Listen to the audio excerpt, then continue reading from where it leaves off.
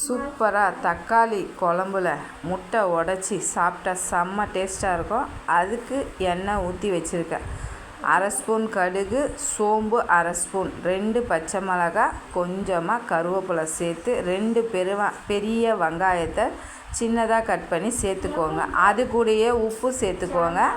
உப்பு சேர்த்து நல்லா வதக்கிட்டு ஒரு 3 தக்காளி சேர்த்து நல்லா மேட்ச் ஆகிற அளவுக்கு நல்லா வேக வச்சு எடுத்துக்கோங்க. அதுக்கப்புறம் ஒரு 3/4 ஸ்பூன் வெறும் மிளகாத்தூள் போட்டு ஒரு 2 செகண்டு விட்டுட்டு அதுக்கப்புறம் 1 கப்பு தண்ணி ஊற்றி நல்லா கொதிக்க விட்டு எடுத்துக்கோங்க. நல்லா கொதித்து வந்தோடனே கரம் மசாலா அரை ஸ்பூன் போட்டுட்டு நாட்டுக்கோழி முட்டை ஒரு 6 முட்டை எடுத்துருக்கேன். அதை ஒரு கிண்ணத்தில் உடச்சி ஊற்றி சேர்த்துக்கோங்க. தனித்தனியாக சேர்த்துட்டு ஒரு 5 நிமிஷம் மூடி வச்சுட்டு சாப்பிட்டு பாருங்கள். செம்ம டேஸ்ட்டாக இருக்கும்.